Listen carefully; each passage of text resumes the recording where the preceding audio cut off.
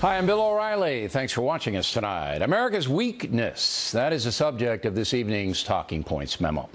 The Economist magazine recently asked a provocative question: what would America fight for? In the body of the analysis, The Economist editorialized, quote, Mr. Obama has still made a difficult situation worse in two ways. First, he has broken the cardinal rule of superpower deterrence. You must keep your word. In Syria, he drew a red line. He would punish Bashar Assad if he used chemical weapons. The Syrian dictator did, and Mr. Obama did nothing.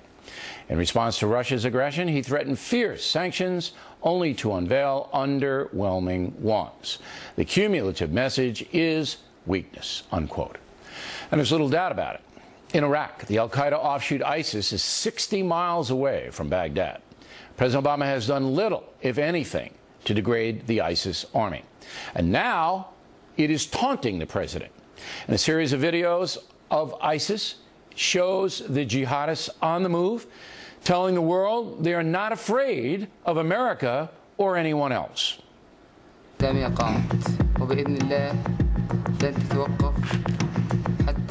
translation of this video says, quote, the Islamic Caliphate has been established, and God willing, it will not stop until we raise the flag of Prophet Muhammad in the White House. Again, the USA has taken no military action against that group when it could have easily bombed their movements from Syria into Iraq and used drones against its leadership. President Obama told us weeks ago he was studying the ISIS situation. We've not heard anything since, and that's the pattern. The president studies, discusses, analyzes, then does nothing. Again, this shows America's weakness. You all know about Putin's aggressive moves. China is now threatening to take islands it doesn't have possession of in the Far East, just take them. And all over the world, there's fear in the air. Back home, weakness is being shown in two vital areas. First, the earning power of the American worker continues to decline. Median income down more than 7% since President Obama has been in office. Meantime, cost of gasoline has nearly doubled, and food prices in the USA are at their highest level in history. This weakens the average American home, causing millions of Americans to turn to the federal government for financial support. That, of course, raises the debt, which is now projected to be more than $20 trillion by the time Barack Obama leaves office.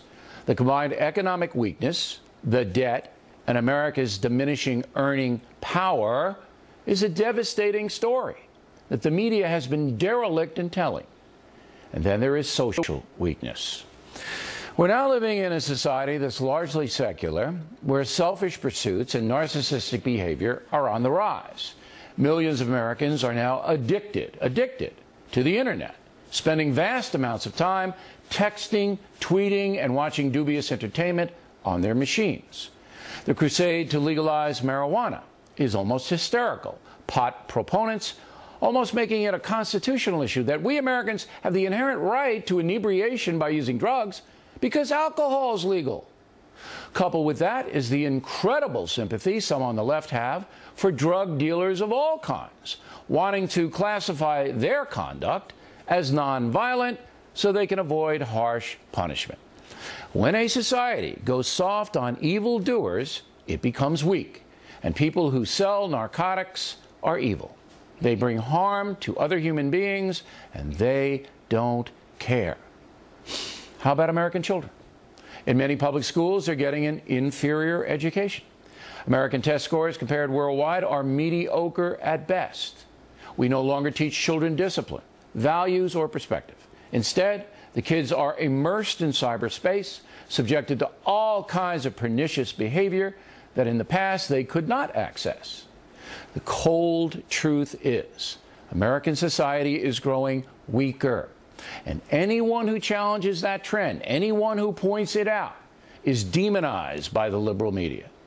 Politically, we're a divided nation. Congress rarely solving vexing problems because both parties are trying to destroy the other.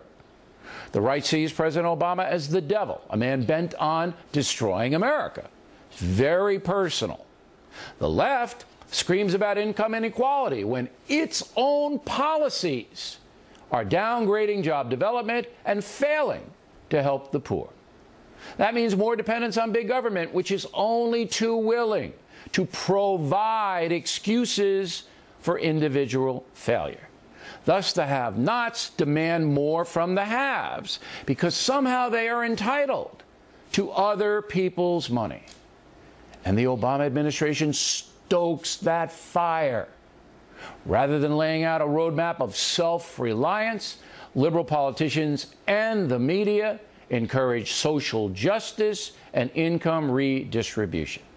Millions of American workers are buying into that, signing up for disability payments at a record level, even though some, if not many, are far from disabled.